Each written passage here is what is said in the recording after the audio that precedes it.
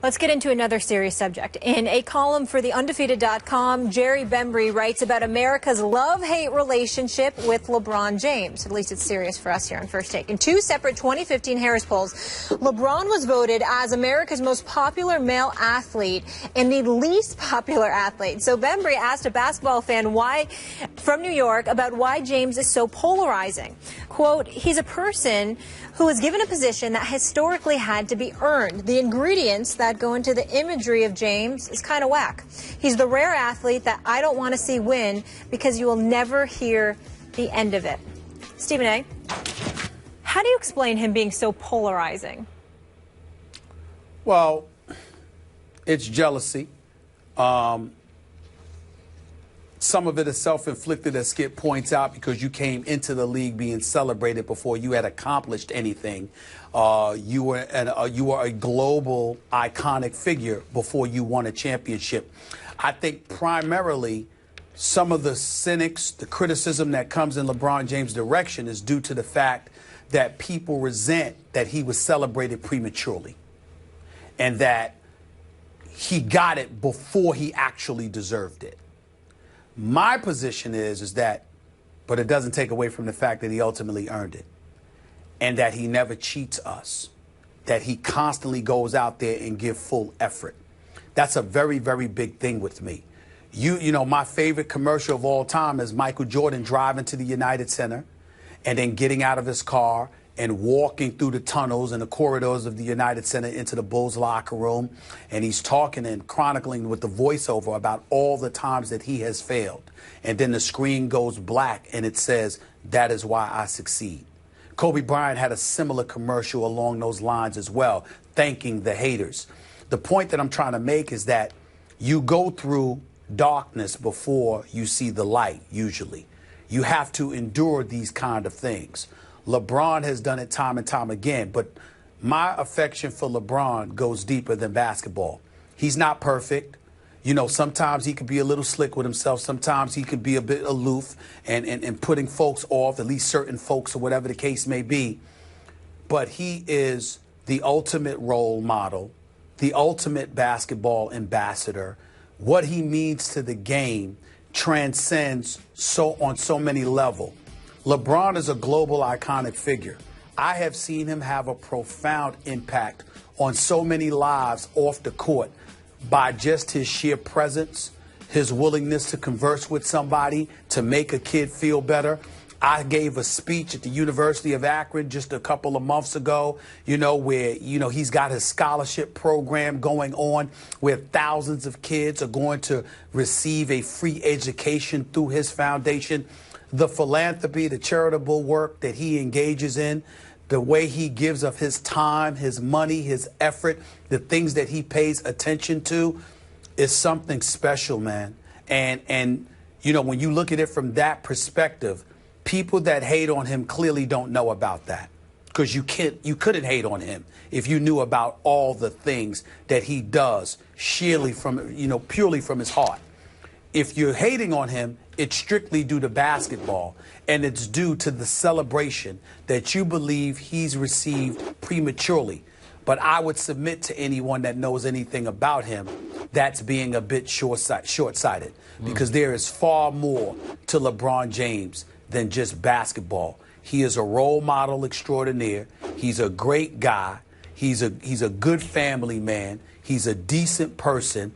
He takes care of his inner circle, his family, et cetera, and he represents the NBA just as good as anyone in the sports history. He was on a cover of Sports Illustrated since he was 17, and with the advent of social media, Twitter and Facebook and beyond, and all of these outlets in which it would be easy to find yourself in precarious situations, finding yourself getting denigrated because of it, etc.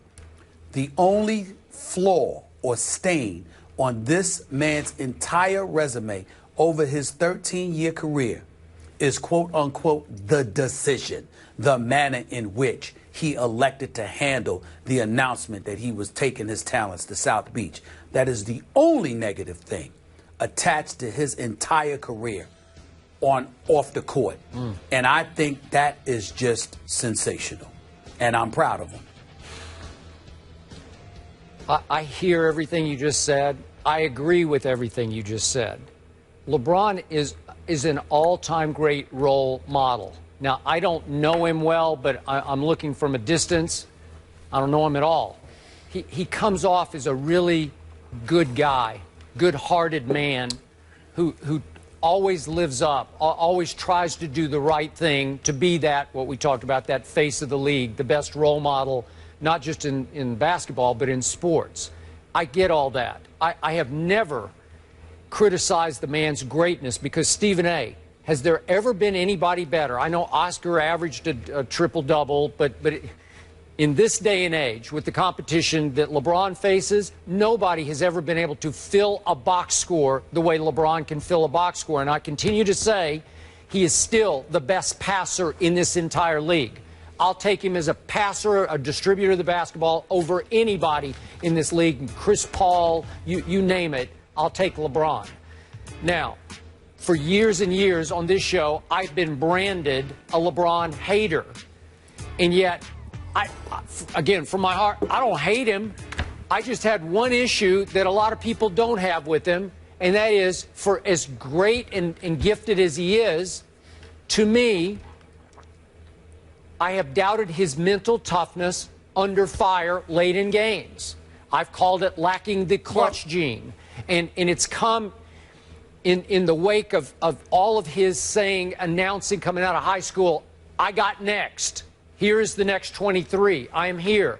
And so we just went from the greatest clutch player I ever saw in any sport, the greatest performer under pressure I've ever seen in Michael Jordan, to a LeBron who lacks that clutch gene and that backbone under pressure. Because too often I've seen him melt down on big playoff stages against Boston 2010, obviously Dallas 2011. Well, and let me finish. Let me finish. There have been too many times when LeBron inexplicably just disengages under pressure. We saw it recently in Toronto. Even you led off the show saying, where were you, big man? You got to be better than that. Your team needed you. You just sort of disappeared. And I can do chapter and verse on that repeatedly through playoff series. So my point is, I don't hate him. I just point out that he has routinely failed in those situations, but that's different. So here's what I boil this down to, this whole love-hate thing. I think a lot of it has to do with how much you loved Michael Jordan to start with. Like, I love Michael Jordan, so maybe I'm harder on LeBron than I should be. Maybe I am unfair with my criticism, because a lot of the younger viewers of our show who don't love Michael Jordan, they want to love LeBron, like he's their guy. So they fight for LeBron. I think they get a little delusional in their defense of LeBron. You see, it's a Jordan thing more than anything. Let me tell you why I wanted to interrupt you, because you keep doing something and I want you to, I'm telling you as your friend, I need you to stop doing this. Yes, you are a contrarian. Yes, you do take I'm not a contrarian. Position. I disagree with that. No, I'm sorry. I'm getting to a bigger point. Okay, all right. What I'm saying to you is that you constantly get criticized for hating on LeBron.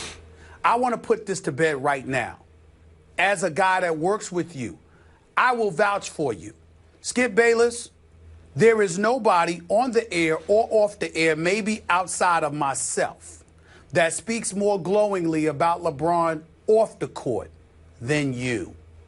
You get on him strictly about basketball. That is true. It comes off to other people that you're talking about something else. And I'm telling you, which is why I wanted to interrupt you, that I religiously halt people about that, because at no time do you ever say anything about him as a man, as a person, his charitable works, his philanthropy. You consistently rave about it. You just have an issue with him when it comes to what you perceive as the comparisons to Michael Jordan. That is it. So you don't need to defend yourself with all of this other stuff. The hell with those people. They're just looking for a reason to hate on you because you don't feel the way that they feel. You're entitled to it. but I'm going to validate it by telling you you don't say that. All you right, never I appreciate have. that. Enough. Okay. Let's go. I got it. But I do think this all boils down to how much you love Jordan will be how much you hate Definitely LeBron, interesting, and then maybe Curry's going to get into that conversation eventually. But we want our First Take fam to weigh in here on Twitter. Go to our First Take page, vote yes or no. Are you a fan of LeBron or not? We'll share those results in a little bit. Meanwhile, when we come back, we're going to play a little game of what if. So we all know Kobe Bryant has 5 rings, but what if we swapped LeBron for Kobe in his prime on this year's Cavs team? Would they be running away with the title? That's next.